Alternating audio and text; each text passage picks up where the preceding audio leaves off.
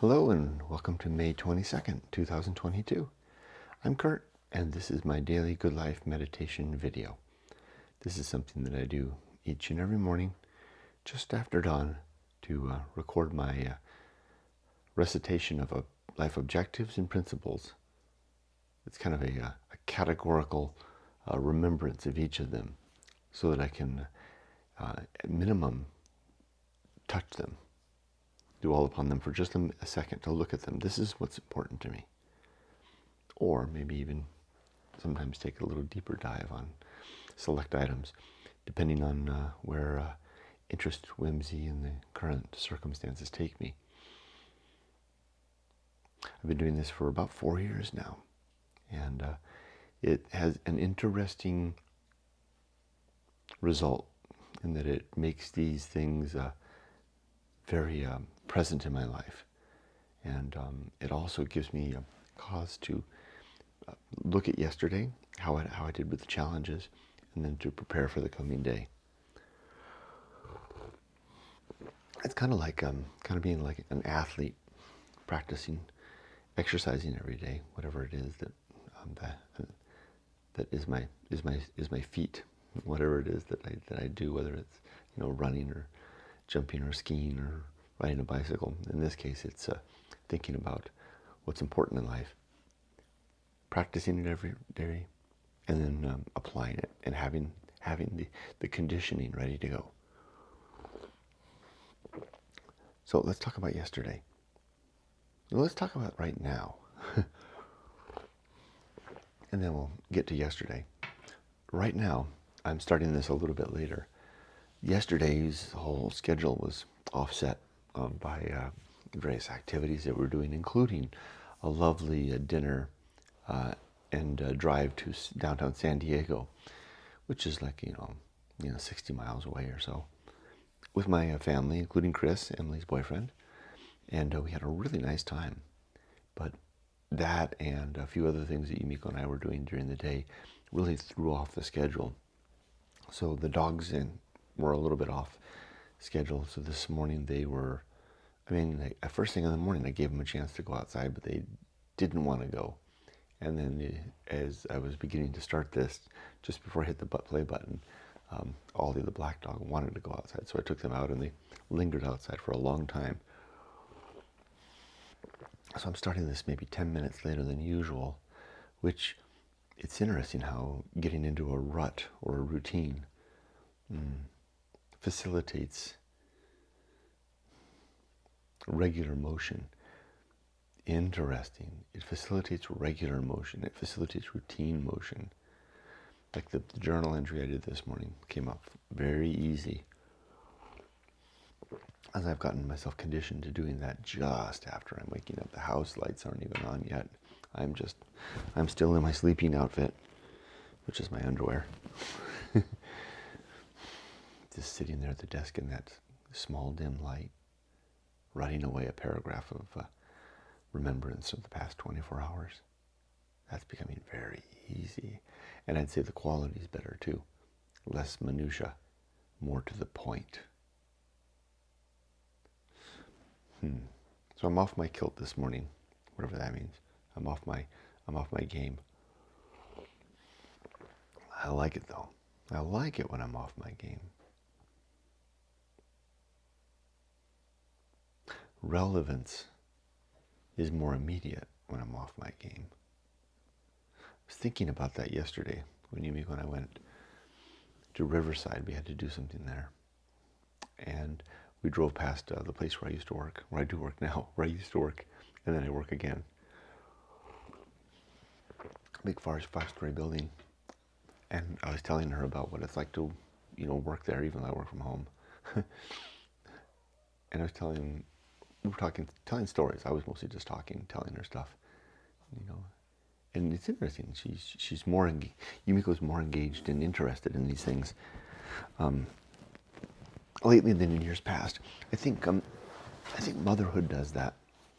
Would I be wrong to say particularly to Japanese women? I don't know. It seems that way. There's kind of a focus that changed, and now that Emily's kind of all grown, it's like coming up from a deep focus study, deep focus effort. Maybe all mothers are like that. I don't know. I've never had anything but a Japanese wife. I've talked to other men who are married to Japanese women who are mothers and who describe the same thing. That, once the kid arrives, you kind of lose your wife into motherhood for a couple of decades. And I knew that going into it. And I'm grateful for it. I'm grateful for the focus and the effort and the hard work that she put in. Well, I was the primary breadwinner, and I still am. And she was the primary caregiver and homemaker. That whole traditional role thing. That's kind of that's the paradigm that we accepted and adopted together. Chose to live together. Now that Emily is, and back then she was, I'm a talker, clearly. So back then she would be more focused on Emily or just tired because she was focusing on Emily so much and me in the home. But now that the kid has grown, that attention seems to be shifting more back towards us. Me too. I'm shifting my attention back towards us for a different reason. Largely because I've spent the last 20 years, in addition to working and raising my daughter and being the best husband I knew how to be and could be. I've also every 2 weeks made a trip into the wilderness to explore some deeper self. As cliche as it sounds, to find something. And I did. I found nothing. I found nothing, and I wrote a book going on. That's it, sitting right there. To catalog the story of the nothing. Not to catalog it, to describe it.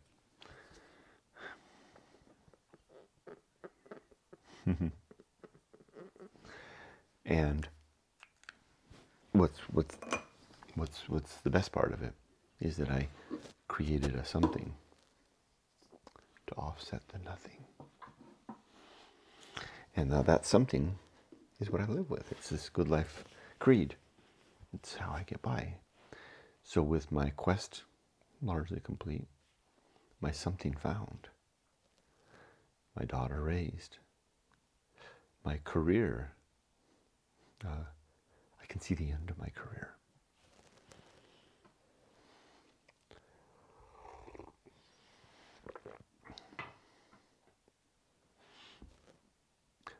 I too have turned my attention back towards us.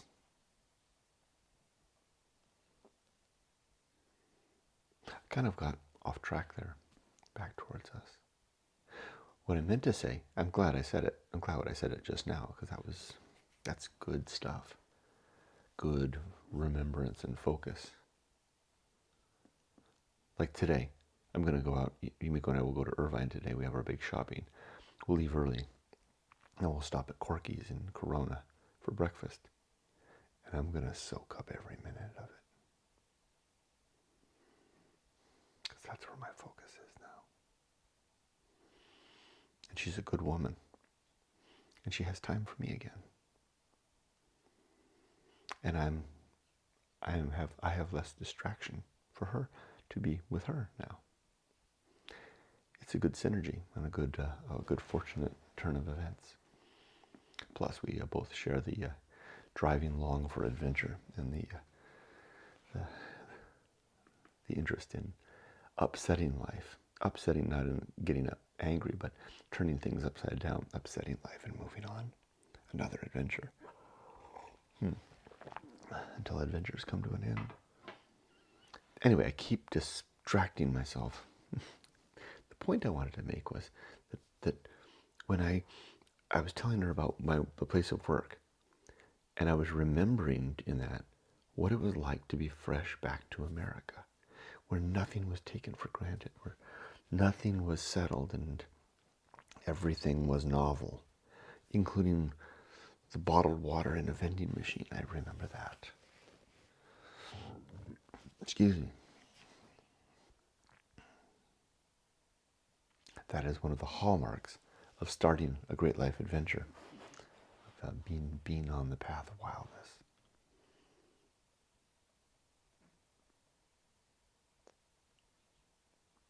Okay, a little bit about yesterday. I had really just one challenge yesterday. We drove down to the family took me to San Diego while I drove, so I took us to San Diego, like I said, to have dinner. And Chris, Emily's boyfriend, is a good, very good conversationalist. I like that. And I'm afraid that we shot our load, so to speak, as obscene as that sounds, on the drive down. Talked about all kinds of things, everywhere, up and down, everything from social principles to politics to philosophy to the meaning of life to his ambitions. And of course we tried to really it was he and Emily were in the back seat. He and I were just going at it, and we tried to make sure the whole family was involved. And it was a great dinner time, meal time, full hour and a half of conversation driving down. And I think we spent, like I said, I think we shot our load.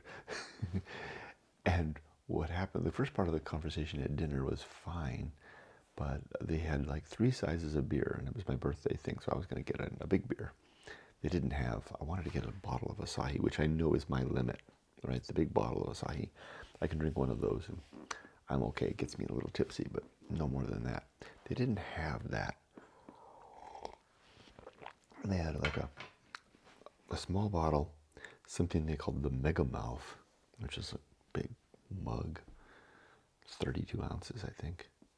And then they had a pitcher. I wasn't going to get that stinking pitcher because I'm the only one that drinks. Emily got a cocktail, though. Girly drink. So I got the Mega Mouth. And I think that's a shark, too. Anyway, about halfway through that thing, it was Sapporo, which is lesser beer. I'm not a fan. It's okay. I'll take it. But I prefer Asahi. They didn't have Asahi, though. Oh, by the way, it was a restaurant. It was one of the corporate, it's a chain of restaurants called Gyukaku, where Yumiko works. She's the senior administrator in general affairs for that restaurant chain in the corporate office. So the general manager there knew her, and they were like, there was a happy reunion moment as, what was his name? Shinya, maybe Shinya. Shinya-san came over and they gave us a nice discount too. And they had a nice chat. Anyway, food came and just we're cooking the meat on the thing and the food, and I love it. And I'd love, because I don't want, long been my tradition at that type of a restaurant that I don't participate. Just Yumiko and Emily choose everything, and food appears, and usually Yumiko's like shoveling it onto my plate. It's a very, is it patriarchal? I don't know. I feel like I'm being served, right? The sitting there, just drinking my beer while food magically appears. And Yumiko's making sure that, I order kimchi because she knows I like kimchi and all that stuff. I'm kind of blushing because of, it sounds like this, like the lion at his den. It feels that way too. And it's always been that way. The reason it's always been that way, for 2 reasons. One, because we started this up when we were in Japan. One, I don't understand the menu. And it's not just because I don't speak Japanese or don't read Japanese very well. I can read enough to figure it out. I can read the hiragana and the katakana and some of the kanji enough to figure out what generally things are. But that's one barrier. The bigger barrier is the fact that I don't have good taste.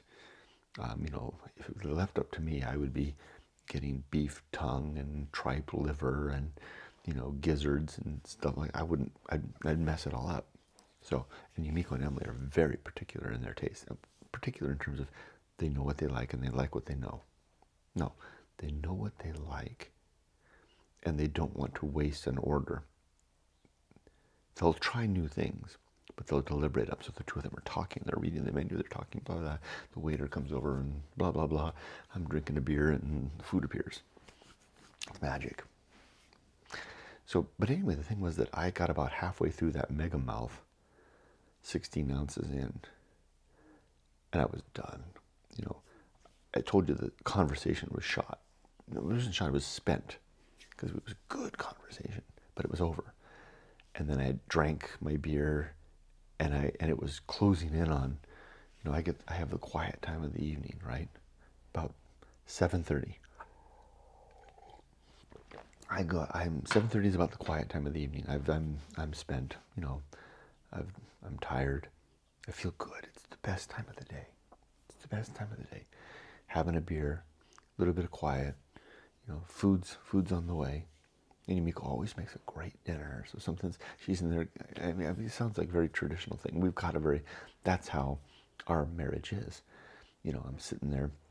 It's the only hour of the day when I watch TV, or maybe it's a half hour or whatever. I can sneak in 1 half-hour episode of Midnight Diner, and I'll sit there in the living room with my bottle of Asahi, or if I don't have a bottle of Asahi, I can have 2 small cans of Asahi, which is, I think, 24 ounces, and I think the bottle's like 22 ounces or something like that.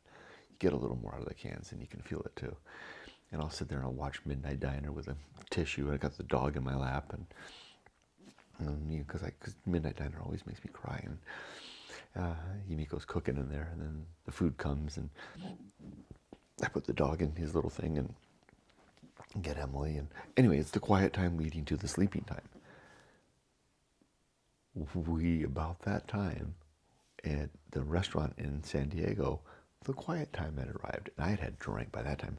I drank more beer than I usually would. So it was 32. I was about 16 ounces in. So about. Sure did feel like it was more than a bottle of beer. Emily started helping me. Oh, and the other thing was that since Emily had a cocktail, I had stopped drinking because I knew I was going to be driving home. So I'd stopped drinking, but I had gone quiet. The point was I'd gone quiet. I was tired, but I felt good. But the thing was, I lost my conversation. And I don't really realize sometimes just how much, in my circumstance, how do I say this right? I need to carry the conversation. Yumiko's not that type of person. She's kind of, she says interesting things, and she's really smart, but she's not the type of person to necessarily. I heard something interesting at the supermarket. I saw something interesting at the supermarket, or whatever. Right? She'll have anecdotes, but it's not the kind of thing that carries a conversation. I guess I'm the one that does that.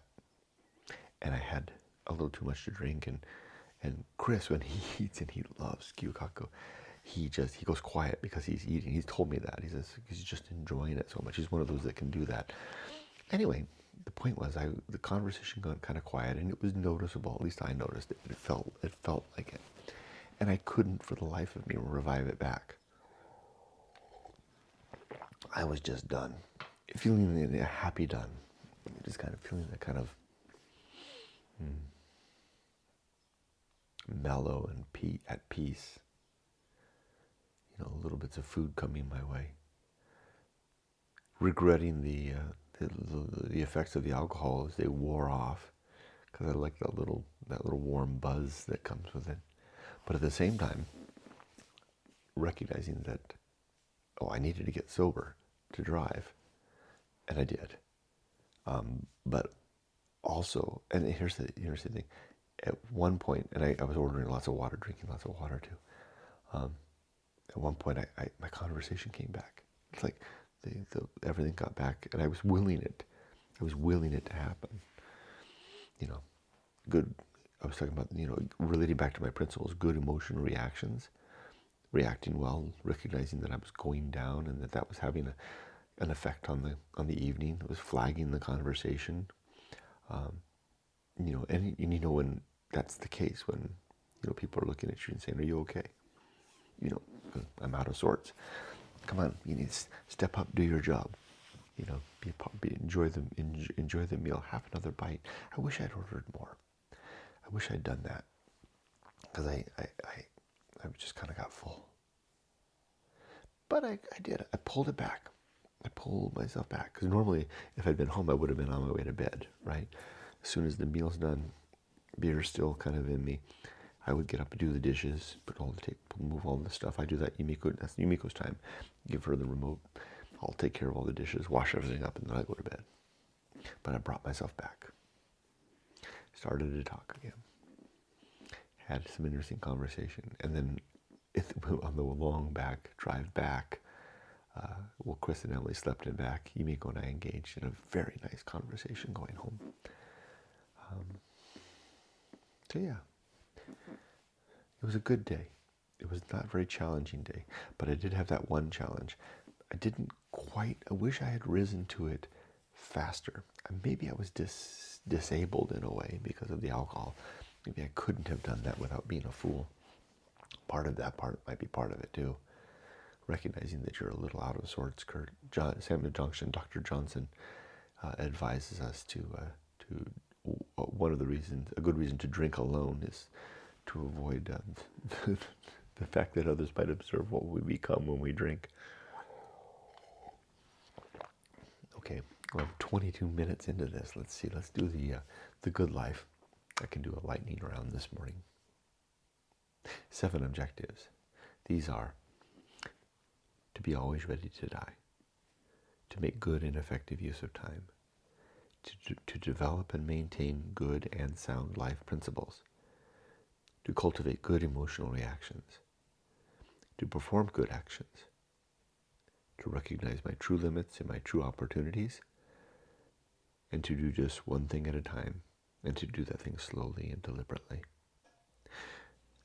Taking it back just a notch to the recognizing true limits and true opportunities, I'll try to do that again the next time I have a birthday dinner with the same company, to remember that maybe a little more moderation in the beer, to keep my social sense. Now, my 30 principles. These are: 1, to be always ready to die. No, that's an objective. War. 1, principle of war. To always fight against what I think is true and what others propose to me to be true, if it's important. 2, reason and the sub-principles of honesty, objectivity, and doubt. 3, the homunculus, the suggestion that there is no such thing as a soul. But we do get a consciousness, but it's only around as long as we're alive.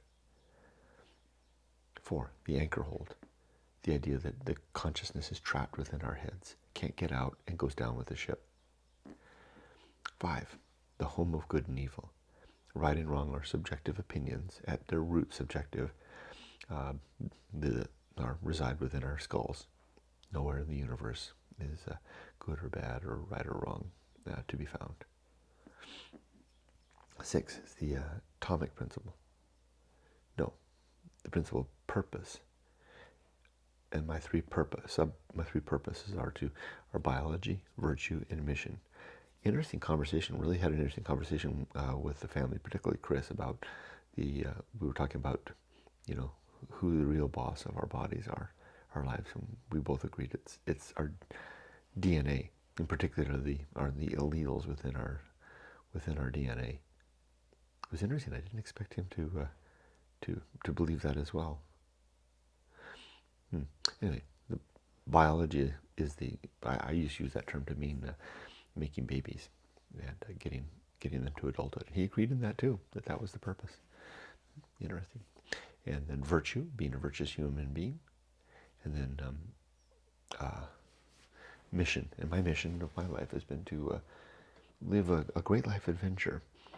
It was the result that I didn't set out to write this book, but this is the consequence of that adventure, going alone.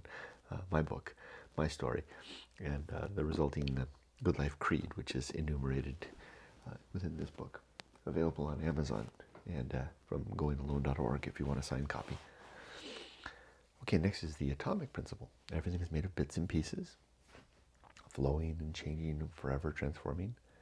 And then the principle of nature. Everybody has some particular nature, and everything has some particular nature. All animals do. Everything, even inanimate objects, have a particular nature. It's the nature of a rock to sit around. And then the pirate ride, the suggestion that free will is an illusion. We seem to be able to make choices, but really the choices that we make are so greatly influenced by the world around us that these choices are, for the most part, not our own. We're just the vehicle. We're the engine of choice. And then maturity, and the sub-principles of wisdom and fortitude. A mature life is a life of reflection and the will and the strength to keep on the better course. And I guess I did that yesterday. I caught myself going down. I wish I'd caught myself a little bit sooner, so I wouldn't have gone down so into quietude so readily, so not readily, so deeply. But I came back and brought things back.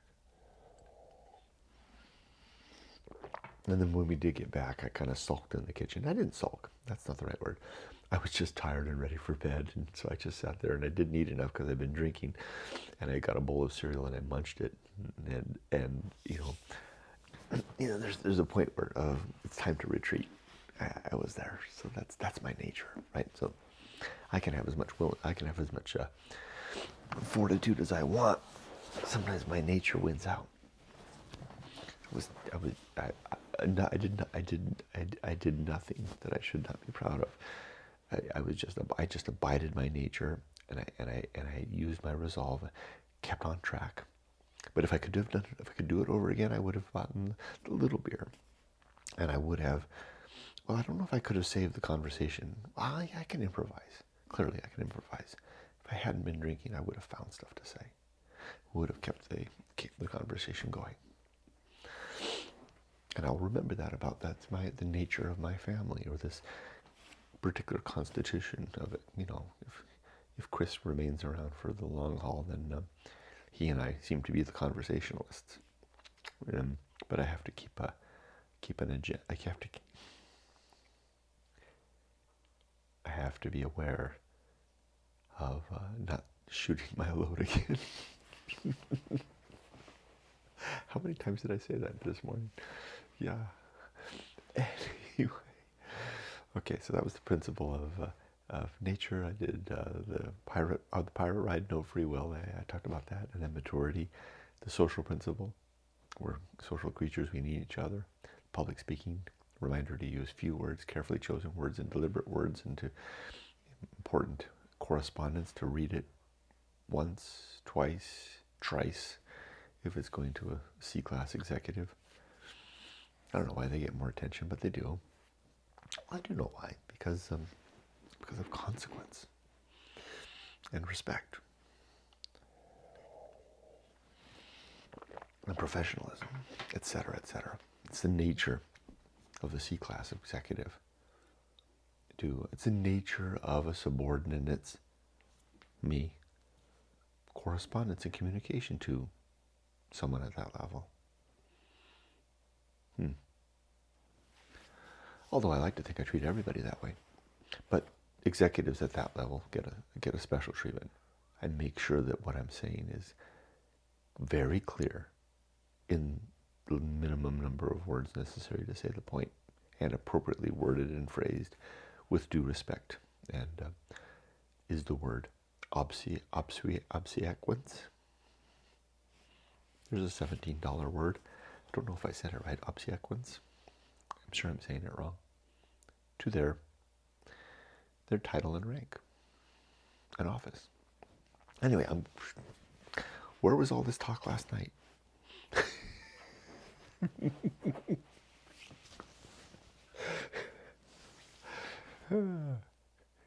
I could have just introduced that, right? With no conversation flagged. Okay, here's a word for you guys. Observance. I don't know if I can say it. Here, Siri, how do I say observance? And Siri would mumble something at me, and we'd all laugh. And what the hell? And why don't we use words like that anymore? And wow, yeah, what a pretentious ass. It would have been fun. Okay, so, that was social principle and the public speaking, and then and how I'm getting to temperance and suffering, simplicity, and apathy. Just controlled consumption of things, which results in a simple life, and we suffer a little bit because we say no, and apathy is what allows us to recognize what is outside of our control. Then the horror show. Life is a horrible place, chock full of horrible, terrible things happening to everyone around us at various levels and degrees and times, and coming for each of us. And I want to be aware of that, sensitive to the pain, and be ready to bear it and as best I can when it comes from me. Knock, knock. What's that? Oh, the horror show is, thank gosh, not quite yet. But it's coming. It's coming to knock on my door soon enough. You too. If it's here right now, I'm sorry.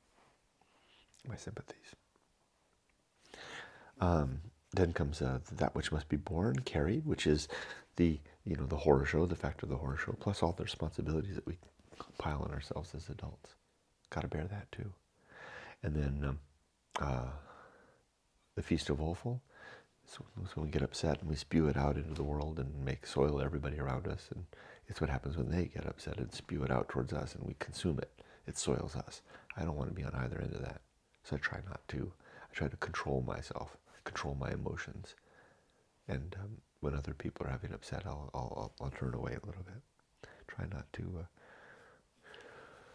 soak it up, even though sometimes there's some satisfaction and some relief in watching someone else suffer rather than ourselves. I don't want to be involved in that. And when they're done, give them a tissue, or give them a tissue midway, or a mop if they need it. Help them mop up, and a shoulder to cry on, and someone to talk to, some an ear and some words. Okay, and next comes distraction and agency and the great indifference. We distract ourselves in life, so with our work and our homes and our families and our hobbies and our religion, so that we don't have to see that God doesn't seem to exist, and we're on our own.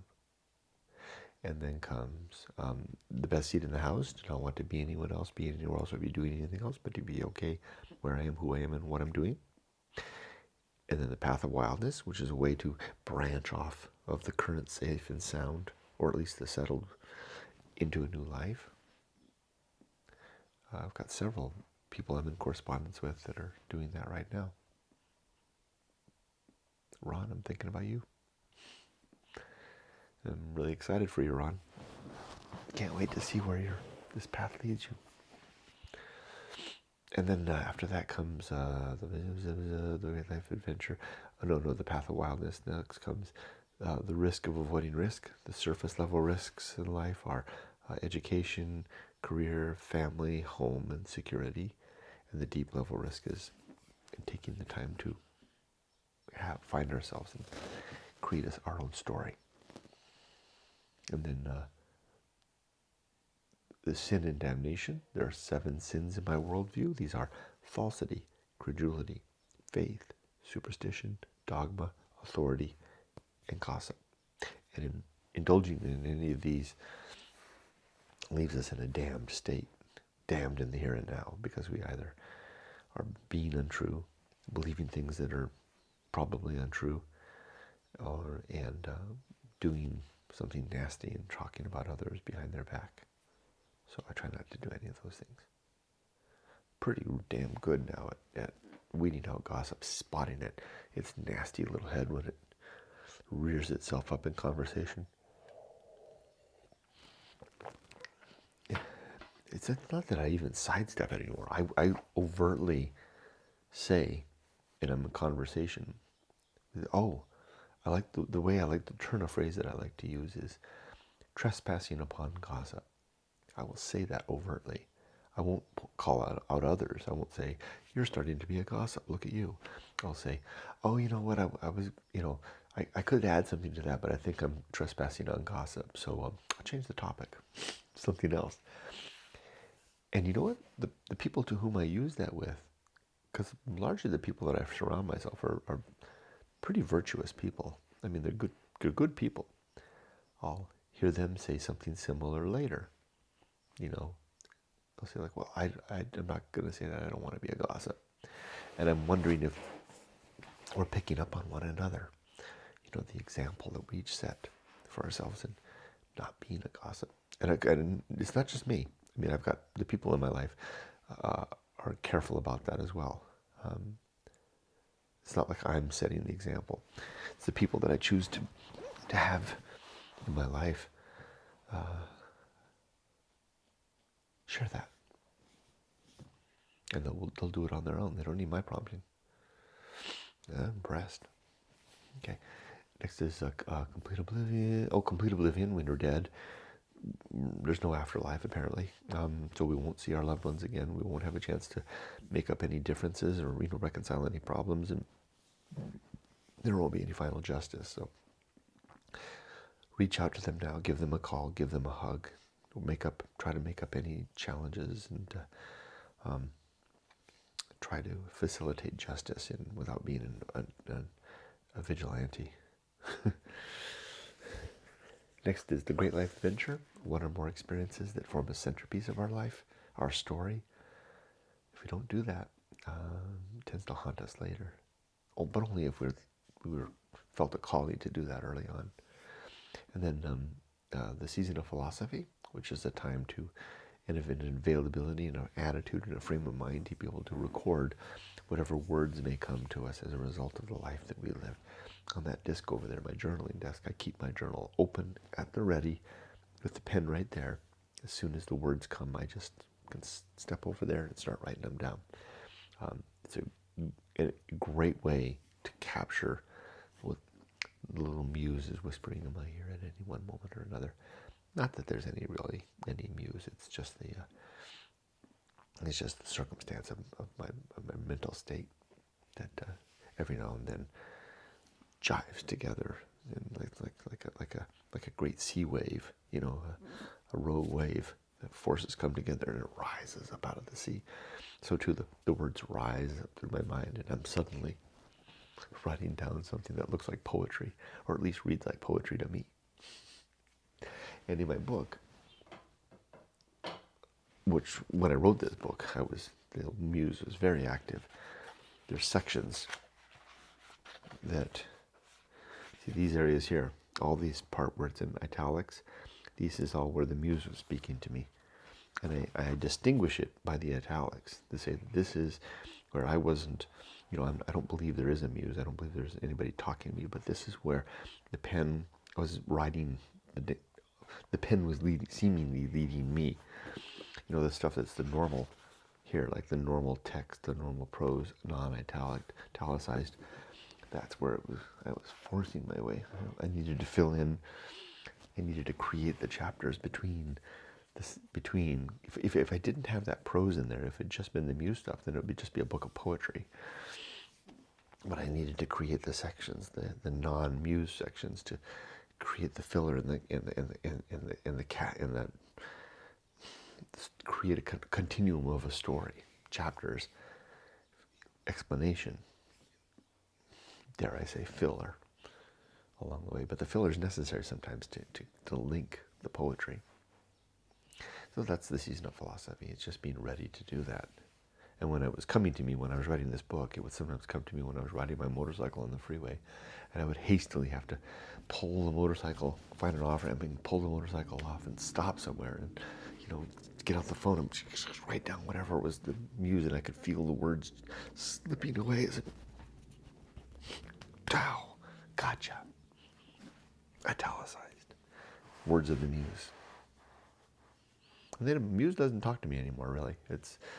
I'm really, really rarely, maybe if I really, you know, it comes in brief little strings of words, or maybe a sentence once in a while, and I'll get it down. Most of the writing now is it's just, it's dull minutia.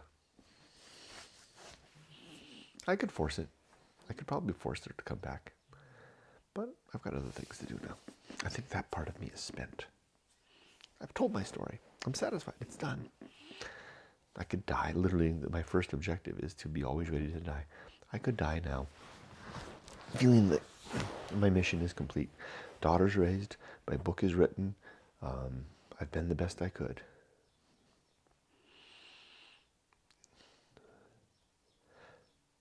All right, so next is, what was that? The Season of Philosophy. Yeah, boy, I rambled on for that for a while. And then the next is the Bullseye Aim, striving for the mark but usually missing. The Uphill Climb, trudge, trudge, trudge up the hill of life, never really stopping, never digging into the side of the hill and making myself a hobbit hole. The last 8 years have been kind of doing that here, but you gotta have a place to sleep. You gotta have a home somewhere. But I think, like I said before, if I'm starting to get old friends here, so I think it's time to move on. No old friends. It didn't come out right. I still have friends from my deep past, but I want to move on to circumstance where I can also be creating whole new circumstances in which I can become another person and make new friends in that circumstance. So the friends, it kind of sounds wrong. It sounds like the friends are a consequence of it. It's not. They're just they are. It's a natural human consequence of circumstance and relationships and being social. So I desire that. So I don't want to be leaning on old friends. I don't want to be relying on old friends.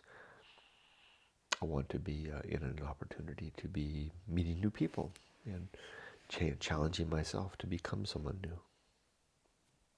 At least a while longer. Imagine I'll get to the point where I'll get old enough I don't want to do that anymore. That's something else we talked about with Chris and Emily yesterday about that. That was interesting to hear their perspectives. Which was basically, their perspective basically was that getting old, and like I tell about Harold and Helen, I didn't go into details. I just said a lot of the old people where I live, they are kind of, shutting down. Getting the mail is the high point of the day. Staying locked behind a door that has a sign that says "No soliciting, stay the hell away," etc., etc. And their point was the same point I would have made at their age, which is they just have to not give up. They just have to reach out and experience something new to keep it going. And I didn't really say anything, but I know that that's not the case because I feel it happening to me. It's not a matter of you lose the want to do that. And it is a giving up of a sort. It's like the runner that's been running this marathon that suddenly realizes that the marathon never ends. You never get to the finish line. Well, then you just kind of sputter out the steps. You're like, oh crap, this is never going to end.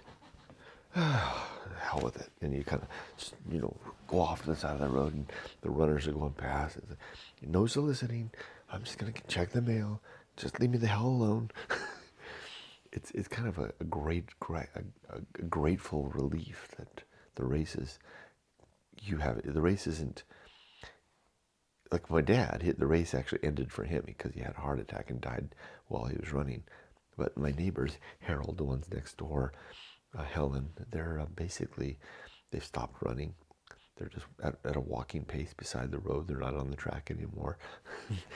they're walking off in the grass. And that's what happened. And that's not a matter of you need something new. You don't want that something new. You just want to walk this off till it's over. I feel that, and it's not a bad thing. It's just a thing. Kind of feels good. Like, yeah, I'd be very happy to sit in this room. Not forever, not exclusively, but keep the shades closed, crack just a little sunlight in, hear the noise going outside, but I don't want to be out there necessarily. I'd like to be in here with my books and my dogs, and I got the computer. I can talk to the outside world if I want to, which I don't. Okay, how did I get way down that track? Okay, what was that? That was the uphill climb, right? And then the bullseye aim, the uphill climb, arena and utility, keeping my principles at the ready to use during life. Nothing is enough. It's a reminder to be simple, live a simple life. And then finally, the principle of fun, having fun, enjoying life in the moment of now, but also being able to look forward with hope and enjoy that. And then remember back with blessed reflection. Blessed, why did I say that? It's not like anybody blesses it. Well, I guess the family, the sort of fact of life, good fortune is a blessing of sorts. A blessing of circumstance, maybe. Anyway, that's my good life meditation. Let's just wrap up with a look at today. Well, I kind of said it already. Today, Yumi and I are doing our shopping in Orange County, so she should be up in just a little bit. I'll finish this. I'll go read the Bible, read a chapter of the Bible, and then I'll upload. I have another video to upload for this one, a Stoic poetry video. Then I'll upload this one, and then Yumiko and I will go off and do the day. Looking forward to breakfast at Gorky's, and then shopping, and we'll have lunch somewhere, and then start the week all over again. Anyway, thanks for joining me. Be safe, but not too safe.